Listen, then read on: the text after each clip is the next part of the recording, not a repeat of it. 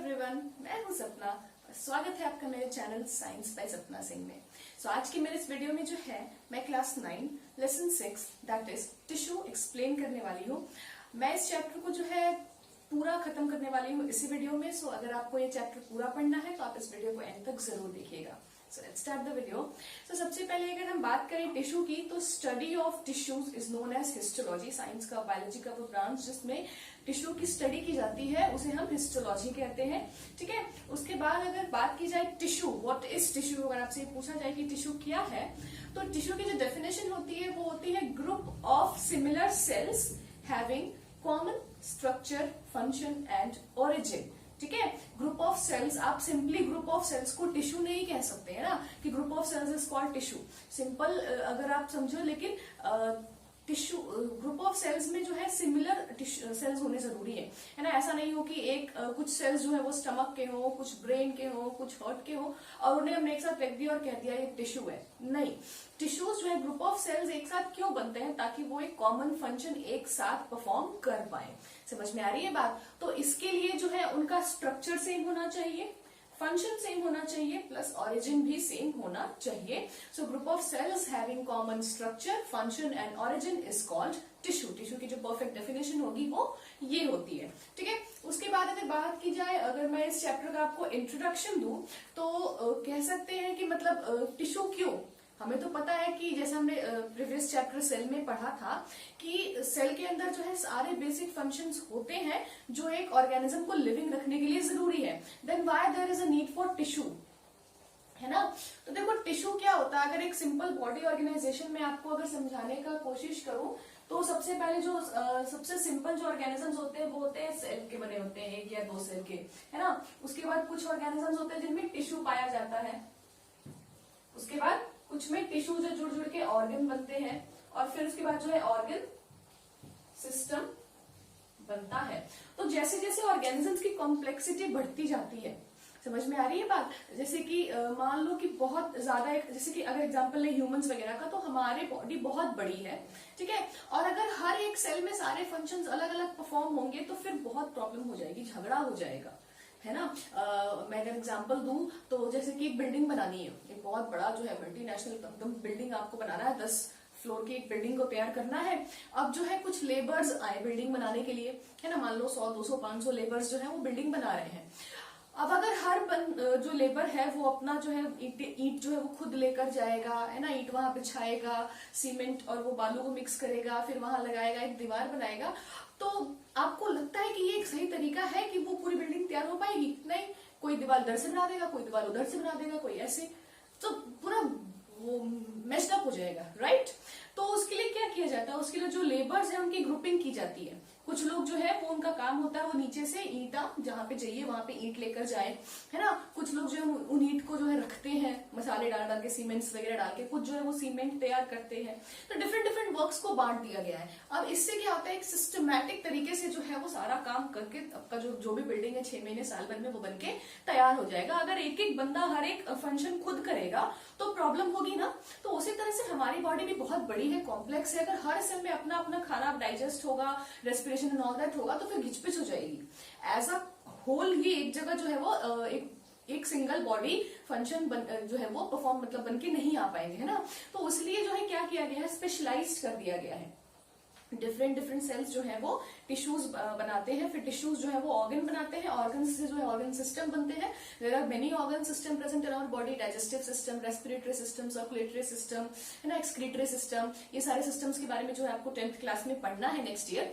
तो ये सारे ये जो डिफरेंट डिफरेंट सिस्टम्स हैं उनको बनाने के लिए डिफरेंट डिफरेंट ऑर्गन्स चाहिए जिनके टिश्यूज डिफरेंट है, जो एक साथ इकट्ठा होकर जो कॉमन फंक्शन परफॉर्म करती है। तो इसलिए जो है टिश्यूज जो है वो हायर ग्रुप ऑफ ऑर्गेनिजम्स में जरूरी हो गया, बिकॉज फंक्शंस बहुत ज्यादा बढ़ गए और हर एक सेल में हर फंक्शन परफॉर्म करने की कैपेसिटी होती तो है, बट वो फिर वही घचपच ज्यादा मेस्ड अप हो जाती चीज, है ना। तो एक परफेक्ट तरीके से जो है एक परफेक्ट ऑर्गेनिज्म में सारी चीजें एक प्रॉपर तरीके से वो उसके लिए जो है डिफरेंट डिफरेंट टिश्यूज बने और उनके फंक्शंस डिफरेंट हुए, लेकिन वो आपस में कोलैबोरेट करते हैं, आपस में एक साथ देते हैं ना। अब ऐसा नहीं है कि वो जो ईंट लेकर आ रहा है, ईंट चाहिए तो उसने कहीं और पहुंचा दिया, है ना, मैं तुम्हें दूंगा उसे दूंगा, इस तरह से नहीं। वो पूरा एक कोऑर्डिनेशन होता है सारे सिस्टम्स में बॉडी के सारे ऑर्गन्स और सिस्टम में एक दूसरे के बीच में, ठीक है। तो वही कोऑर्डिनेशन जो है वो लेबर्स, जिस तरह से लेबर्स के बीच में कोऑर्डिनेशन होता है, वो एक किसी भी एक बिल्डिंग को जो है बहुत परफेक्ट तरीके से बना के रेडी कर देते हैं, उसी तरह से जो है कोलैबोरेशन मतलब कोऑर्डिनेशन जो है हमारे बॉडी में भी होता है, ठीक है। अब अगर टिश्यूज की बात की जाए तो टिश्यूज को सबसे पहले हम 2 ब्रॉड कैटेगरीज में डिवाइड करते हैं। The first are plant tissues and the second is your animal tissue, ठीक है। अब देखो, आपको पता है कि प्लांट्स और एनिमल्स में जो है उनके हमारे फंक्शंस अलग हैं, ठीक है। दो वे आर लिविंग बट स्टिल बहुत सारी चीजें ऐसी हैं जो उनके हमारे बीच में लगे ना, like they are autotrophs, we are heterotrophs, वो चल नहीं सकते, हम चल सकते हैं, है ना। तो ये सारी चीजें जो है वो अलग है, जिसकी वजह से different type of tissues, different type of organs वगैरह जो है हमारे में प्रेजेंट होते हैं, और वो ऑर्गन्स वगैरह जो होते हैं वो डिफरेंट टाइप ऑफ टिश्यूज से बनते हैं, ठीक है ना। फॉर एग्जाम्पल, प्लांट्स को फोटोसिंथेसिस करने के लिए क्लोरोप्लास्ट वगैरह चाहिए, तो उसके लिए जो है उनके पास एक अलग सिस्टम है, हमारे पास एक अलग सिस्टम है, क्योंकि हमें जो है डायरेक्टली फूड को लेना है और उसे कॉम्प्लेक्स फूड को डाइजेस्ट करना है सिंपल सब्सटेंसेस में। तो अगर सबसे पहले प्लांट टिश्यू की बात की जाए तो प्लांट टिश्यू को अगेन हम 2 ब्रॉड कैटेगरीज में डिवाइड करते हैं, ठीक है। तो सबसे पहली कैटेगरी है मेरिस्टेमेटिक टिश्यू, जिसको हम डिवाइडिंग टिश्यूज भी कहते हैं, ठीक है। उसके बाद दूसरी कैटेगरी है परमानेंट टिश्यू, ठीक है। तो परमानेंट टिश्यूज जो है वो मेरिस्टेमेटिक टिश्यू से ही बन के आते हैं। अभी मैंने सिर्फ इनके पार्ट्स लिखवाए हैं, मैं एक एक टिश्यू को जो है वो इंडिविजुअली एक्सप्लेन करूंगी, सो डरिए मत। सो बेसिकली मेरिस्टेमेटिक टिश्यूज वहां पे प्रेजेंट होते हैं जहां पे प्लांट्स का ग्रोइंग पार्ट होता है, द टिप्स, वो जो नई नई जो वो पत्तियां जो या फिर जो लीव्स या फिर जो नए नए वो जो ब्रांचेस निकलते हैं छोटे छोटे हरे हरे ग्रीन ग्रीन, वो जो होता है वो एरिया होता है मेरिस्टेमेटिक टिश्यूज का। या फिर जो रूट्स वगैरह, जो ग्रोइंग रूट्स होती है, रूट्स की जो टिप्स होती है और प्लांट्स की स्टेम्स वगैरह की जो शूट की टिप्स होती है, वहां पे जो है ये प्रेजेंट होता है मेरिस्टेमेटिक टिश्यूज। ये क्या करता है, ये कंटिन्यूस, इसका एक ही फंक्शन है, डिवाइडिंग टिश्यूज में से कहा जाता है, ये बस डिवाइड करता है और प्लांट की लेंथ को, उसको प्लांट की ग्रोथ करता है, बस इसका एक ही काम है, divide and divide and divide, ठीक है। तो जैसे कि देखो जरा कि ये एक मेरिस्टेमेटिक टिश्यू है, ये टिप्स है, यहाँ पे मेरिस्टेमेटिक टिश्यू है। अब ये टिश्यू जो है वो डिवाइड करके ऊपर चला गया है ना, प्लांट की लेंथ जो है बढ़ गई कुछ टाइम में, 10 दिन 20 दिन 50 दिन महीने भर में जो है थोड़ा सा लंबा हो गया है ना। तो अभी जो नीचे वाले टिश्यूज बच गए, ये धीरे धीरे क्या करते हैं, तो ये धीरे धीरे मेच्योर होते हैं, और मेच्योर होने के बाद जो है एक कॉमन फंक्शन को अडॉप्ट कर लेते हैं, कोई भी common function like storage of food या फोटोसिंथेसिस या एनीथिंग एल्स, जो भी फंक्शंस प्लांट्स के अंदर होते हैं, और फिर वो फंक्शन को वो लाइफ टाइम परफॉर्म करते हैं। और जब वो मेच्योर होकर कोई कॉमन फंक्शन को अडॉप्ट कर लेते हैं, तब वो अपनी डिवाइडिंग कैपेसिटी खो देते हैं। अब जो है वो प्लांट की ग्रोथ के लिए रिस्पॉन्सिबल नहीं है, वो कोई पर्टिकुलर फंक्शन जो है वो लाइफ टाइम परफॉर्म करते हैं, ठीक है। तो अब जो ऊपर वाला पार्ट है वो मेरिस्टेमेटिक हो जाएगा, नीचे वाला जो पार्ट है जो मैच्योर होके कॉमन फंक्शन को अडॉप्ट कर लेता है, वो बन जाता है हमारा परमानेंट टिश्यू। इसका नाम ही है परमानेंट टिश्यू, मतलब एक कॉमन फंक्शन अडॉप्ट करके परमानेंटली जो हो जाता है कि अब मेरा जो है पूरी जिंदगी यही काम है, मुझे यही काम पूरी जिंदगी करना है, मुझे डिवाइड नहीं करना है। तो अगेन मेरिस्टेमेटिक टिश्यूज में 3 टाइप ऑफ टिश्यूज है हमारे पास। The first is apical meristem, the second is lateral meristem and the third is intercalary meristem. तो प्लांट्स का अलग अलग जो पार्ट होता है, उसकी हाइट इंक्रीज करने के लिए, उसकी गर्थ मोटापा इंक्रीज करने के लिए, नए ब्रांचेस वगैरह को मतलब डिवाइड करने के लिए, वहां से निकलने के लिए जो है वो ये 3 अलग अलग टिश्यूज होते हैं, जिनको मैं अलग से पूरा एक्सप्लेन करूंगी एक एक करके। उसके बाद अगर परमानेंट टिश्यूज की बात की जाए तो परमानेंट टिश्यू में फिर 2 टाइप के टिश्यूज होते हैं, एक होता है सिंपल परमानेंट टिश्यू, ठीक है, और एक होता है कॉम्प्लेक्स परमानेंट टिश्यू। तो जो सिंपल परमानेंट टिश्यूज होते हैं वो सिंगल टाइप ऑफ सेल से मिलके बनते हैं, एक सिंगल सेम सेल जो होता है वो उस तरह से मिलके बनते हैं। इसके एग्जांपल्स है पैरेन्काइमा, कोलेनकाइमा एंड सिक्लेरेनकाइमा। जो कॉम्प्लेक्स टिश्यू होते हैं they are made up of more than 1 type of cells, एक सारा सेल, जैसे कि जाइलम की बात की जाए तो जाइलम वेसल्स, ट्रेकीड्स, ठीक है, different 4 different components of cells होते हैं, टिश्यूज होती हैं, जिनसे मिलके एक पूरा जाइलम टिश्यू तैयार होता है। तो कॉम्प्लेक्स टिश्यू के एग्जांपल है जाइलम एंड फ्लोएम, इसे वैस्कुलर बंडल्स, कंडक्टिंग टिश्यूज भी दोनों को एक साथ कहा जाता है, ठीक है। So this was your animal tissue. The next part is your this was your plant tissue. The next is your animal tissue. तो हमारे बॉडी में भी जो है डिफरेंट टाइप्स ऑफ टिश्यूज हैं जो डिफरेंट फंक्शंस परफॉर्म करती हैं, ठीक है। तो सबसे पहला है हमारा एपिथेलियल टिश्यू। तो एपिथेलियल है मोस्टली जो स्किन वगैरह, जो इंटरनल बॉडी की लाइनिंग वगैरह, जो कवरिंग वगैरह होती है, वो एपिथेलियल टिश्यू की बनी होती है। इसमें अगेन 4 कैटेगरीज है हमारी। सिंपल स्क्वामस एपिथेलियम जो एक सिंगल लेयर की होती है, क्यूबॉइडल एपिथेलियम क्यूबॉइड शेप की होती है, कॉलमनर एपिथेलियम कॉलम लंबे लंबे होते हैं, ये सिलेंडर टाइप टाइप्स के स्ट्रेटिफाइड एपिथेलियम, एक के ऊपर एक जो है बहुत सारी लेयर्स होती हैं टिश्यू की, उन्हें हम स्ट्रेटिफाइड कहते हैं। The next is connective tissue. ठीक है, तो कनेक्टिव टिश्यू में जो है बिकॉज ये कनेक्टिव टिश्यू जो है बिल्कुल आप मान लो एक दीवार की तरह होता है। लाइक दीवार जो है वो सिर्फ ईंटें, हमने जो है ईंटों के ऊपर ईंटें रख दी तो दीवार बनती है? नहीं बनती है। हम बीच में क्या डालते हैं? सीमेंट डालते हैं ताकि वो ईंटें आपस में एक दूसरे से चिपक के रहें। उसी तरह कनेक्टिव टिश्यू जो है इसमें एक मैट्रिक्स होता है। सेल्स जो है आपस में एक मैट्रिक्स से जुड़ी हुई रहती हैं। अब वो मैट्रिक है depending upon the function of tissue अलग अलग होती है। ठीक है, किसी में जो मैट्रिक्स है वो लिक्विड फॉर्म में होता है, फॉर लाइक ब्लड है ना। ब्लड में मैंने एक पूरा वीडियो बना रखा है ब्लड पे, तो उसमें मैंने बताया था प्लाज्मा के बारे में आपको, है ना। तो जो प्लाज्मा होता है दैट इज द मैट्रिक्स, वो सीमेंट है वो, जिसमें जो है आपके ये ब्लड सेल्स जो है वो अंदर एम्बेडेड रहते हैं। वो लिक्विड फॉर्म में होता है, इसी वजह से ब्लड जो है पूरी बॉडी में फ्लो करके ट्रांसपोर्ट का काम करता है। अगर बात की जाए बोन्स की, तो कैल्शियम फॉस्फोरस के जो कंपाउंड्स है, सॉल्ट्स वगैरह से जो है वो मैट्रिक्स बनता है बोन का, और इसीलिए वो बोन के सेल्स को जो है आपस में एकदम जोड़ के रखता है और बहुत ही हार्ड एंड स्टिफ बनाता है बोन्स को। ठीक है, तो depending upon the function matrix जो है वो कनेक्टिव टिश्यू में अलग अलग होते हैं। उनके बेसिस पे bone, blood, ligaments, cartilage, tendons and lymph, ये सारे different different types of connective tissues है।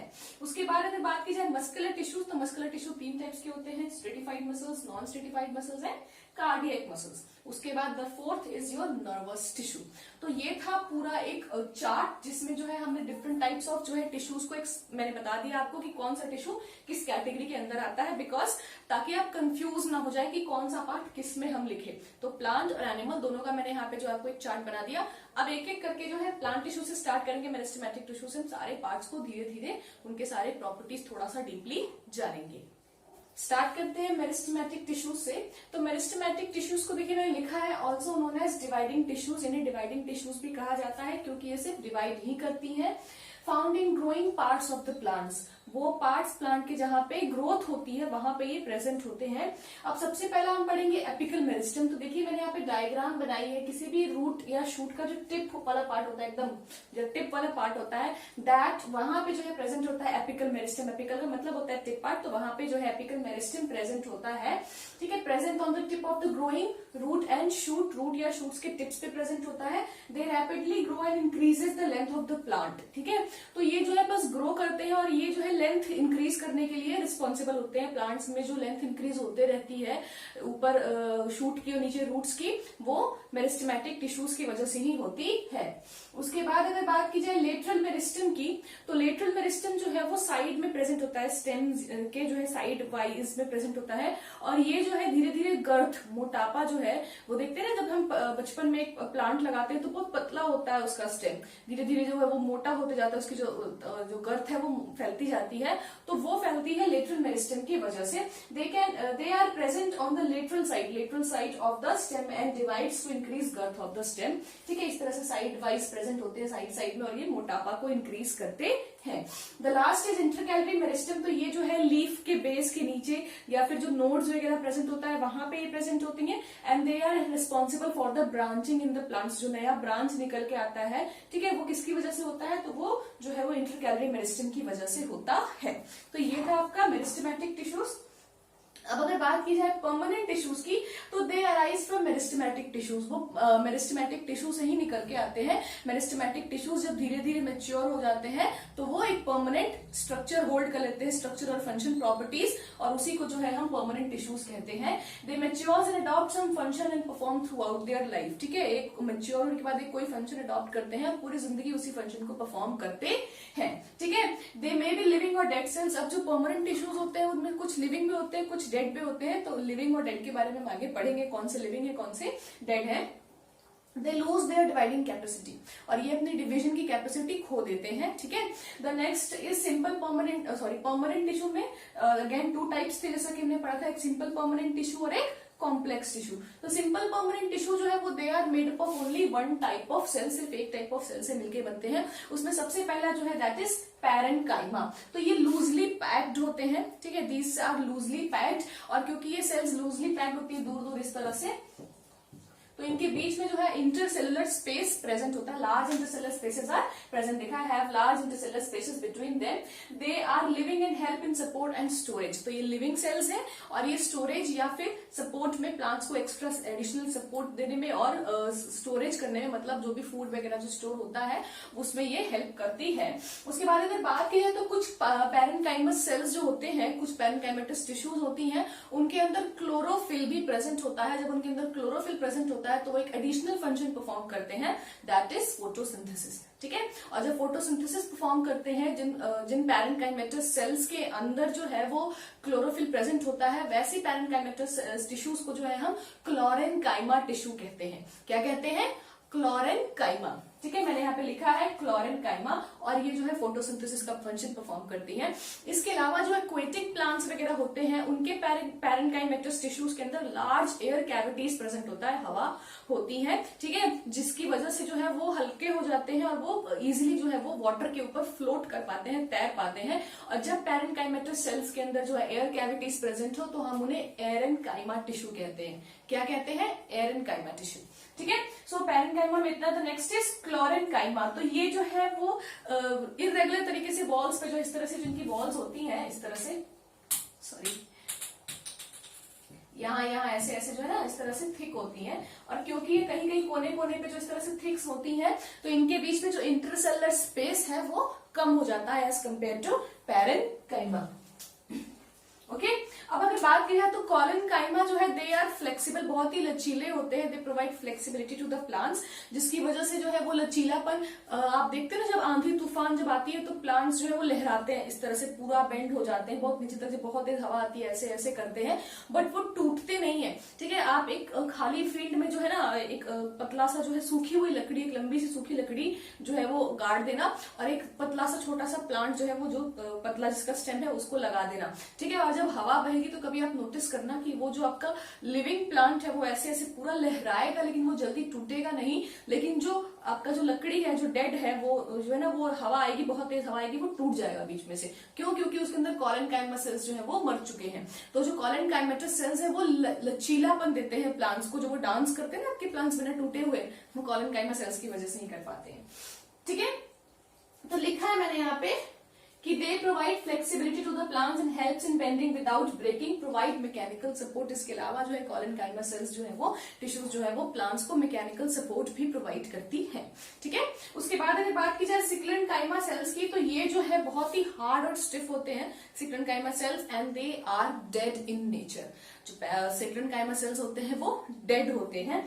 उसके बाद मैंने लिखा है कि cells are long and narrow, cell walls are thickened due to lining, intercellular spaces are absent। cells जो होती है वो लंबी होती है, इस तरह से पतली और लंबी होती है, और वॉल्स में जो है इस तरह से यहाँ पे लाइनिंग, इंटरसेलुलर मतलब सीमेंट एक बहुत ही केमिकल सब्सटेंस प्रेजेंट है, लाइनिंग एक सीमेंट का काम करता है, और इसकी वजह से जो है इसमें इंटरसेलुलर स्पेस जो है सिक्लेनकाइमा सेल्स में जो है वो इंटरसेलुलर स्पेस एब्सेंट होता है। और उसके बाद देखिए कहाँ कहाँ ये प्रेजेंट होते हैं, तो ये स्टेम में प्रेजेंट होते हैं, अराउंड वैस्कुलर बंडल्स के आसपास होते हैं, लीव्स ऑफ वेन्स के अंदर होते हैं, and hard covering of seeds की जो हार्ड कवरिंग होती है, कोकोनट का जो ऊपर वाला हस्क वाला पार्ट होता है, वो भी जो है आपका सिक्लेनकाइमा सेल्स का ही बना होता है।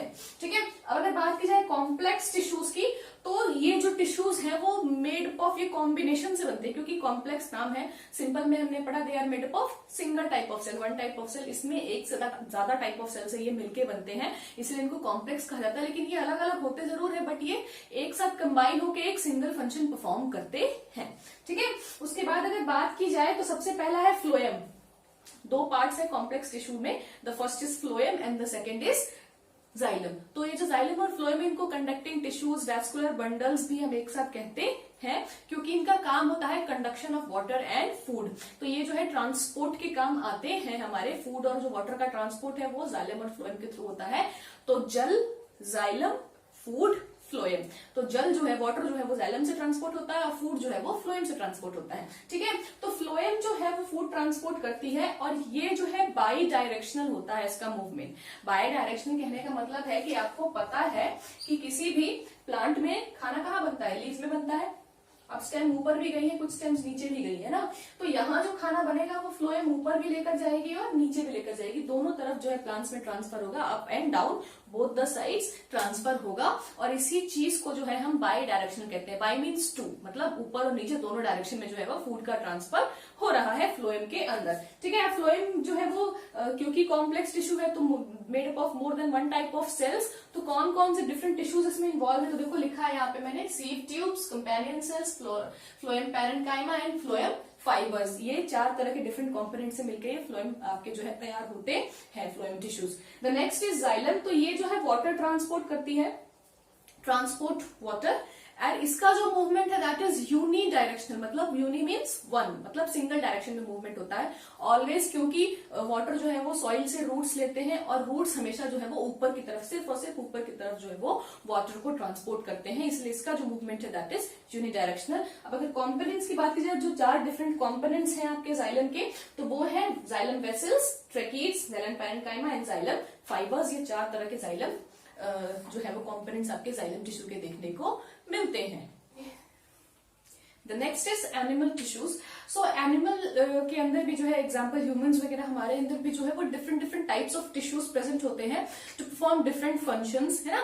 फॉर एग्जाम्पल हार्ट का जो फंक्शन है that is contraction, relaxation, rhythmic contract, relax करना होता है। स्टमक का जो फंक्शन है that is release of different gastric enzymes जो डाइजेशन में हेल्प करे, है ना। लंग्स का फंक्शन है टू ब्रीथ, एयर को अंदर लेना, ऑक्सीजन अंदर लेना, कार्बन डाइऑक्साइड बाहर रिलीज करना। सो क्योंकि फंक्शंस डिफरेंट डिफरेंट है अलग अलग ऑर्गन्स के, इसीलिए जो टिश्यूज है वो अलग अलग होते हैं। So let's start. सो अगर बात की जाए सबसे पहले एपिथेलियल टिश्यू की, तो बेसिकली जो बॉडी का, फुल बॉडी का जो कवरिंग है, जो बाहर है या अंदर भी जो अलग अलग ऑर्गन्स को अलग कवर किया गया है, तो जो कवरिंग है बेसिकली जो स्किन है that is made up of epithelial tissue, covering of protective tissue. ठीक है, कवरिंग भी है प्लस एक प्रोटेक्टिव टिश्यू का भी काम करती है ना। सारे ऑर्गन्स को एक दूसरे से सेपरेट रखती है एपिथेलियल टिश्यू की हेल्प से जो है, या फिर जो हमारा स्किन वगैरह है वो एपिथेलियल टिश्यू का बना है, ताकि हमारे इंटरनल ऑर्गन्स जो है वो एक्सपोज ना हो इस एनवायरमेंट में, है ना। अगर स्किन नहीं होती तो क्या होता, सारे के सारे जो ऑर्गन्स है वो एक्सपोज रहते। ठीक है, तो जो स्मॉलर ग्रुप ऑफ ऑर्गेनिजम्स है, बैक्टीरियाज वगैरह, वो तो एक्सपोज ही रहती है उनकी पूरी बॉडी इन्वायरमेंट में। बट अगर हमारी बॉडी इस तरह से इन्वायरमेंट में एक्सपोज होगी तो जो डिफरेंट बैक्टीरियाज, वायरसेस हैं, जो पैरासाइट्स हैं जो हम पे अटैक करते हैं, उनके लिए तो बस एक खुली तिजोरी होती है हमारा बॉडी, आओ खाओ और बर्बाद कर दो, राइट। तो उससे प्रोटेक्ट करने के लिए जो एक एपिथेलियल की कवरिंग जो है वो पूरी बॉडी पे है, प्लस इंटरनल ऑर्गन्स के अंदर भी वो प्रेजेंट होती है। तो उसमें सबसे पहला देखो हम क्या लिखा है, it covers most of the organs and cavities. जितने भी ऑर्गन्स, ज्यादातर जो ऑर्गन्स और कैविटीज हमको एपिथेलियल टिश्यू कवर करके रखता है। It also forms barrier between different organs. एक ऑर्गन का दूसरे ऑर्गन के बीच में एक बैरियर जो फॉर्म होता है वो भी एपिथेलियल टिश्यू की हेल्प से ही होता है, मतलब लगभग सारे ऑर्गन्स के बीच में ये प्रेजेंट होता है। उसके बाद ये टाइटली पैक्ड होते हैं, हाँ बिल्कुल टाइटली पैक्ड होते हैं, कंटिन्यूअस शीट होती है, कहीं भी इंटरसेलर स्पेस नहीं होता है, इंटरसेलर स्पेस एब्सेंट होता है। क्यों, अगर मान लो स्किन वगैरह में कहीं भी इंटरसेलर स्पेस अगर एब्सेंट होता तो उस स्पेस से जो है डिफरेंट डिफरेंट जो वायरसेस हैं, जो पैरासाइट्स हैं, वो बॉडी के अंदर घुस सकते थे, राइट। तो फिर प्रोटेक्शन का मतलब क्या हुआ, प्रोटेक्शन मीन्स 100% सील, है ना। तो ये इनके बीच में इंटरसेलर स्पेस एब्सेंट होता है। उसके बाद अगर बात की जाए तो permeability of epithelial tissue plays an important role in exchange of substances from the body. तो एपिथेलियल टिश्यू जो होते हैं वो जगह जगह पे, जैसे फॉर एग्जांपल जहाँ पे गैसेस का एक्सचेंज होता है, जहाँ पे हमारे फूड एब्जॉर्ब होते हैं स्मॉल इंटेस्टाइन वगैरह में, वहां पे ये परमिएबल होते हैं ताकि सब्सटेंसेस अंदर आ पाए, है ना। तो कोई भी पैरासाइट, कोई भी जो एक्सटर्नल एनवायरमेंट का जो भी सब्सटेंस है, उसे हमारे बॉडी के इंटरनल पार्ट में जाने के लिए एटलीस्ट एक लेयर एपिथेलियल टिश्यू की जरूर क्रॉस करनी पड़ती है। तो इतनी कैपेसिटी जो है वो पैरासाइट्स वगैरह में होती है, उतने अगर वो स्ट्रांग हुए तभी जो है वो एक एपिथेलियल की layer, at least one single layer को वो क्रॉस करके अंदर जा सकते हैं। ठीक है, तो ये जो है इसी वजह से जो है मतलब ये परमिएबल होते हैं, है ना, सब कुछ सब्सटेंसेस को अपने थ्रू आने देते हैं। प्लस ये जो है सपोज दैट मान लो कि कोई एक पैरासाइट है, कोई एक माइक्रो ऑर्गेनिज्म है जो हमारे बॉडी में घुस गया, एपिथेलियल टिश्यू जहां पे प्रेजेंट है, जहां से परमिएबल है, जहां से जो है चीजें अंदर आ सकती है, मान लो वहां पे जो है वो जो स्पेस है बहुत छोटा है, जो बैक्टीरिया का साइज है वो बहुत बड़ा है ना, तो क्या वो अंदर घुस पाएगा, नहीं घुस पाएगा। तो एपिथेलियल टिश्यू जो है एक तरह से आपको बहुत ज्यादा प्रोटेक्ट करती है फ्रॉम द पैरासाइट्स वगैरह। उसके बाद अगर बात की जाए तो जो सबसे पहला है वो है सिंपल स्क्वैमस एपिथेलियल। ये फ्लैट सेल्स है, एक सिंगल सेल्स जो है एकदम एक लेयर, एक बहुत ही पतली डेलिकेट लाइनिंग होती है, ठीक है। तो ये देखिए लिखा है present in lining of blood vessels alveoli oesophagus या लाइनिंग ऑफ माउथ वगैरह में जो है ये प्रेजेंट होती है। एकदम एक सिंगल एक पतली सी लेयर होती है इनकी, बहुत ही डेलिकेट होते हैं ये। उसके बाद अगर बात की जाए स्ट्रेटिफाइड स्क्वैमस एपिथेलियल टिश्यू की, तो ये जो है ये प्रेजेंट होता है हमारे स्किन में। ये जो मैंने बताया सिंपल स्क्वैमस एपिथेलियल टिश्यू, ये एक सिंगल लेयर का होता है, ठीक है। और जब ये सिंपल स्क्वैमस एपिथेलियल टिश्यू एक के ऊपर एक मतलब 7-8 लेयर इसकी चढ़ जाए तो उसी को हम कहते हैं स्ट्रेटिफाइड स्क्वैमस एपिथेलियल टिश्यू। तो हमारा जो स्किन है वो स्ट्रेटिफाइड स्क्वैमस एपिथेलियल टिश्यू का बना है। अगर सिर्फ एक पतली सी डेलिकेट लाइनिंग होती सिंपल स्क्वैमस एपिथेलियल टिश्यू की हमारे स्किन पे, तो क्या होता, इतना हल्का सा भी अगर कहीं सभी खरोंच लगती, जो हमें रोज लगती रहती है थोड़ी बहुत चोट वोट है ना, तो अगर वो थोड़ी सी भी लगती तो वो जो है वो स्किन हमारी फट जाती है और इंटरनल ऑर्गन्स जो है वो एक्सपोज हो जाते, तो बैक्टीरिया वायरसेस का अंदर घुसना बहुत आसान हो जाता है ना। तो वेयर एंड टेयर, ताकि कभी कभी थोड़ी बहुत खरोंच लग जाती है या कुछ ऐसा हो जाता है तो डायरेक्टली इंटरनल ऑर्गन्स जो एक्सपोज नहीं होते हैं, ब्लड बाहर नहीं आता है। क्यों? क्योंकि जो लेयर है स्ट्रेटिफाइड एपिथेलियल टिश्यू की वो बहुत सारी है, 7-8 लेयर्स की वो स्किन बनी है वेयर एंड टेयर को बर्दाश्त करने के लिए। उसके बाद अगर बात की जाए तो कॉलमनर एपिथेलियल, तो ये पिलर जैसे होते हैं लंबे लंबे, जहां पे सिक्रीशन का प्रोसेस होता है, कोई चीज सिक्रीट होनी है या जहां पे एब्जॉर्प्शन होता है, फॉर एग्जांपल स्मॉल इंटेस्टाइन में जो है फूड का एब्जॉर्प्शन होता है, तो वहां पे ये प्रेजेंट होते हैं ताकि सरफेस एरिया ज्यादा मिले एब्जॉर्प्शन के लिए, तो ज्यादा ज्यादा चीजें जो है एब्जॉर्ब हो पाए या फिर सिक्रीट हो पाए, ठीक है। लिखा है कि inner lining of small intestine यहाँ पे प्रेजेंट होते हैं, इन रेस्पिरेटरी ट्रैक्ट प्रेजेंट होते हैं, दिस टिश्यू है सीलिया। तो रेस्पिरेटरी ट्रैक्ट में जो आपका ये कॉलमनर एपिथेलियम प्रेजेंट होता है उसमें सीलिया प्रेजेंट होते हैं, छोटे छोटे स्मॉल हेयर लाइक प्रोजेक्शंस होती हैं। वो क्या करती हैं, वो जो है म्यूकस को बाहर की तरफ फॉरवर्ड आगे की तरफ पुश करती हैं। और जब कॉलमनर एपिथेलियल टिश्यू में सीलिया प्रेजेंट हो तो ऐसे एपिथेलियल टिश्यू को हम सिलिएटेड कॉलमनर एपिथेलियल टिश्यू कहते हैं। जब कॉलमनर एपिथेलियल टिश्यू में सीलिया प्रेजेंट हो तो it is known as ciliated columnar epithelial tissue, ठीक है, जो रेस्पिरेटरी ट्रैक्ट वगैरह में प्रेजेंट होता है, ठीक है। उसके बाद अगर बात की जाए क्यूबॉइडल एपिथेलियल टिश्यू की, तो ये जो है मैकेनिकल सपोर्ट प्रोवाइड करता है, किडनी ट्यूब्यूल्स वगैरह या फिर जो सलाइवरी ग्लैंड्स के डक्ट वगैरह वहां पे प्रेजेंट होता है। ये क्यूब शेप का होता है, इसलिए इसका नाम है क्यूबॉइडल एपिथेलियल टिश्यू। और ये जो है वो एक्स्ट्रा मैकेनिकल सपोर्ट स्ट्रेंथ जो है वो हमारे ऑर्गन्स या टिश्यूज को देता है, ठीक है। उसके बाद अगर बात की जाए तो नेक्स्ट इज कनेक्टिव टिश्यू। तो मैंने आपको बताया था पहले भी कि कनेक्टिव टिश्यू जो है वो सेल्स जो है एक मैट्रिक्स में, एक सीमेंट टाइप्स जो है उसमें एम्बेडेड रहते हैं, धसे हुए रहते हैं। अब वो जो मैट्रिक्स है it depends upon the function of the tissue, है ना। फॉर एग्जांपल बोन का जो है वो काम है एक स्ट्रॉन्ग स्ट्रक्चर देना, protection, hard and stiff rigid होता है वो, तो उसका जो मैट्रिक्स होता है वो कैल्शियम फॉस्फोरस कंपाउंड्स का होता है, जो बहुत ज्यादा रिजिड होता है, स्टिफ होता है, हार्ड होता है, जो बॉडी को एक अच्छा सा स्ट्रक्चर प्रोवाइड करता है। बात अगर की जाए ब्लड की, तो ब्लड का जो मैट्रिक्स होता है प्लाज्मा, वो लिक्विड होता है ना, ताकि इजीली ब्लड जो, अगर वो बहुत ज्यादा हार्ड होता, जमने वाला होता मैट्रिक्स ब्लड का, तो क्या ब्लड पूरी बॉडी में फ्लो कर पाता? नहीं कर पाता। और जब ब्लड पूरी बॉडी में फ्लो नहीं करता तो चीजों का ट्रांसपोर्ट कैसे होता, ठीक है। तो लिखा है cells are loosely spaced embedded in a matrix. Loosely spaced होते हैं सेल्स, एक मैट्रिक्स में धसे हुए होते हैं। इट मे बी, जो मैट्रिक्स है वो जेली लाइक हो सकता है, डेंस, रिजिड हो सकता है, depending upon the function of connective tissue. उस पर्टिकुलर कनेक्टिव टिश्यू का जो फंक्शन होगा उस पर डिपेंड करता है उसका मैट्रिक्स। उसके बाद सबसे पहला है ब्लड। तो ब्लड का जो मैट्रिक्स है वो प्लाज्मा है। तो प्लाज्मा के अंदर व्हाइट ब्लड सेल्स, आरबीसीज और प्लेटलेट्स जो सेल्स हैं वो एम्बेडेड होते हैं, धसे हुए रहते हैं। अब जो प्लाज्मा है इसके अंदर और भी बहुत सारी चीजें होती है, प्रोटीन्स वगैरह, हार्मोन्स वगैरह प्रेजेंट होता है। और ब्लड जो है वो ट्रांसपोर्टेशन में हेल्प करता है। डिफरेंट जो चीजें हैं एक जगह से दूसरी जगह जो है, ऑक्सीजन का ट्रांसफर है, कार्बन डाइऑक्साइड का ट्रांसफर है, फूड का ट्रांसपोर्ट है, हार्मोन्स का ट्रांसपोर्ट है, वेस्ट का ट्रांसपोर्ट है, वो सारे ट्रांसपोर्ट जो है वो हम ब्लड की हेल्प से ही करते हैं। उसके बाद द नेक्स्ट इज बोन। तो बोन जो है वो पूरी बॉडी का फ्रेमवर्क, ढांचा बनाता है, प्लस ये कुछ स्पेशल, कुछ बहुत ही इंपॉर्टेंट ऑर्गन्स को प्रोटेक्ट भी करता है, लाइक हार्ट एंड ब्रेन। तो उन्हें प्रोटेक्शन भी देता है, प्लस मसल्स को ये एंकरिंग करता है, मतलब मसल्स को भी एक जगह देता है जुड़ने के लिए। ठीक है। मसल्स जो एक जगह जगह से अटैच होकर एक जगह फिक्स होती है, हमारा स्टमक है यहाँ पे फिक्स्ड है, तो कैसे फिक्स्ड है, तो साइड में जो उसके जो मसल्स है वो मतलब बोन से अटैच्ड है इस तरह से, तो इस तरह से करके जो है मसल्स को भी एंकरिंग वो प्रोवाइड करता है, एंकर्स द मसल्स। लिखा है स्ट्रॉन्ग होता है, नॉन फ्लेक्सिबल होता है, मैट्रिक्स जो है कैल्शियम और फास्फोरस कंपाउंड्स का बना होता है।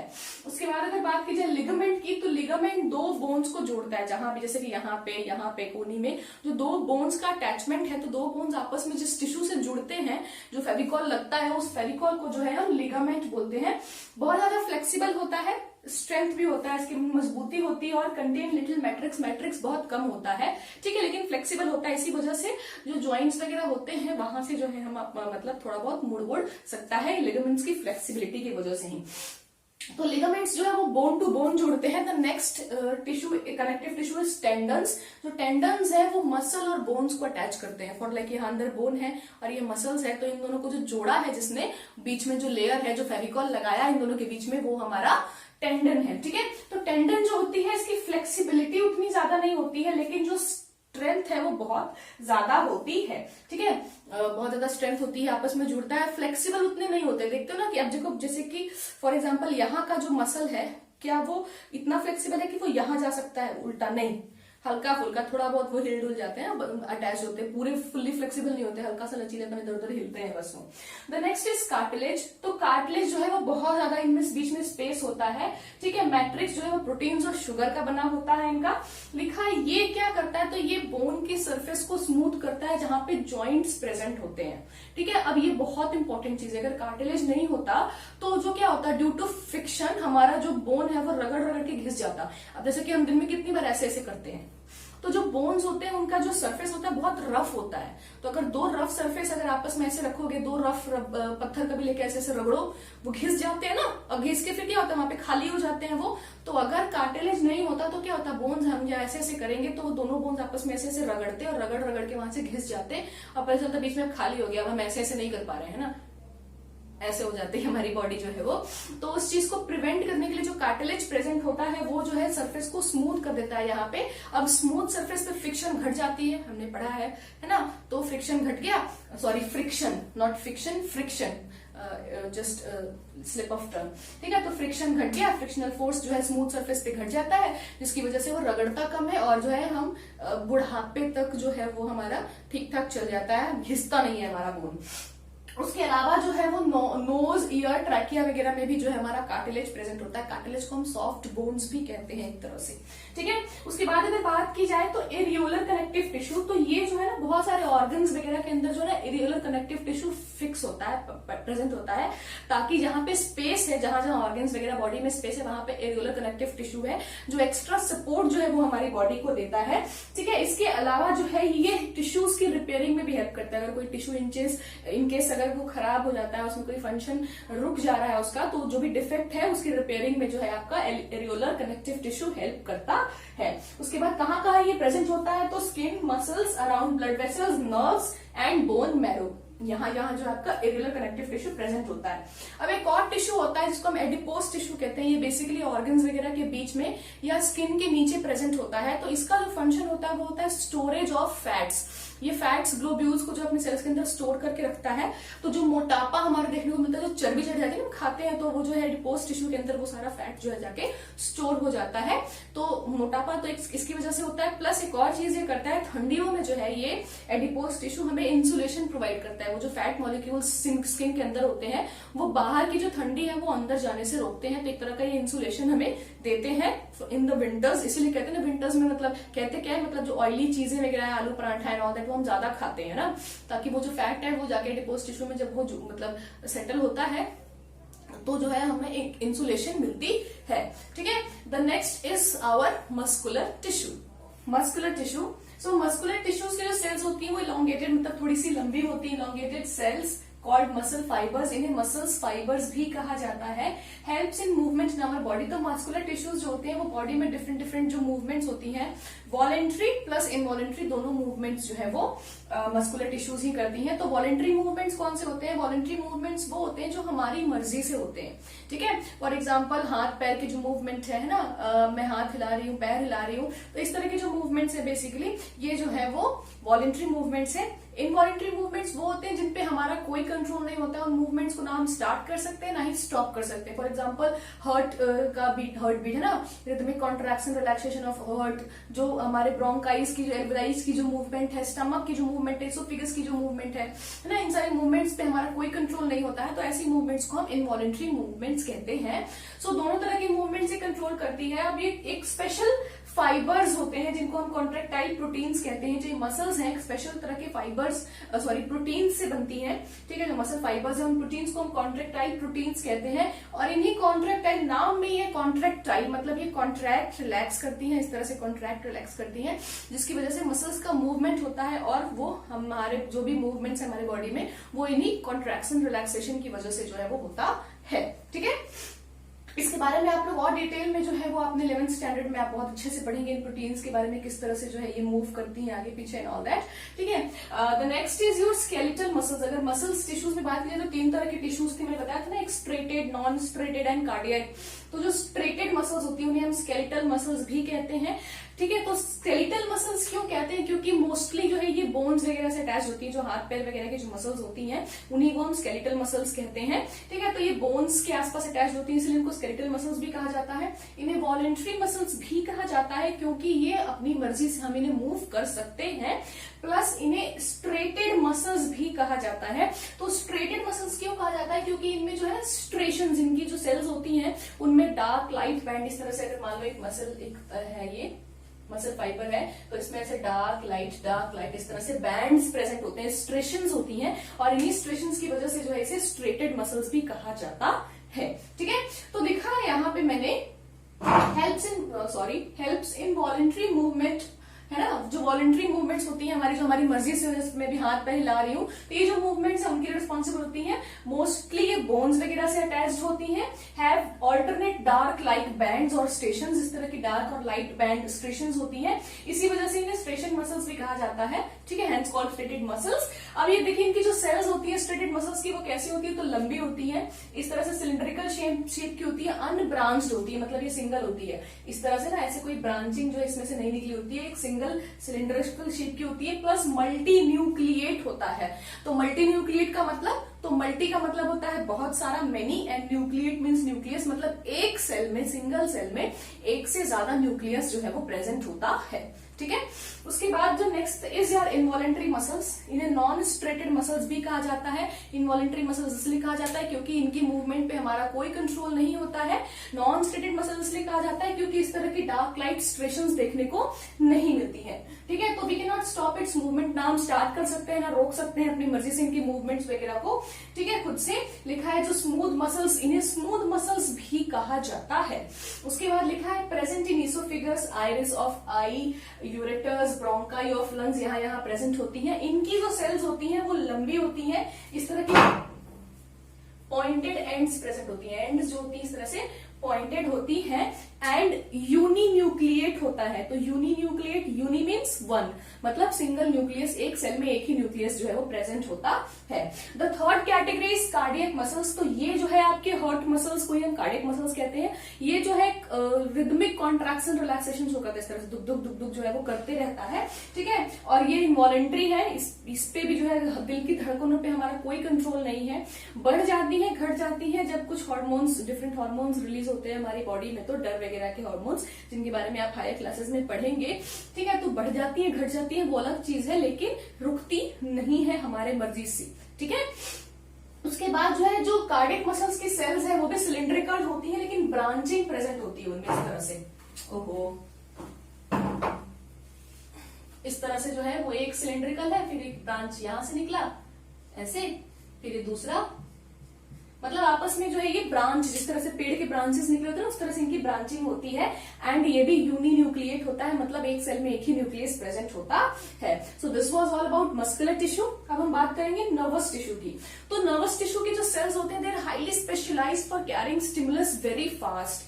देखो क्या होता है, हमारे जो मसल्स टिश्यू वगैरह है, ठीक है, जब ऑर्गेनिजम्स छोटे थे तब तो काम चल जाता था, बट जैसे जैसे ऑर्गेनिजम्स की कॉम्प्लेक्सिटी बढ़ी, अब जो है मान लो कि नर्वस टिश्यू के पहले अगर नर्वस टिश्यू नहीं होता तो क्या होता, आपने देखा है ना कि जब भी हमारा हाथ गर्म चाय में किसी गर्म चीज में जाता है तो हम झट से उसे ऐसे हटा लेते हैं, एकदम फटाक से नैनो सेकंड में हम उसे हटा लेते हैं, है ना। तो ये क्यों हो पाता है? ये हमारे मसल सेल्स की वजह से नहीं हो पाता है, ठीक है। ये इसलिए हो पाता है क्योंकि वहां पे नर्वस टिश्यू प्रेजेंट है। तो जो नर्वस टिश्यू है वो इलेक्ट्रिकल सिग्नल्स के थ्रू बहुत फास्ट जो है वो इन्फॉर्मेशन कैरी करते हैं।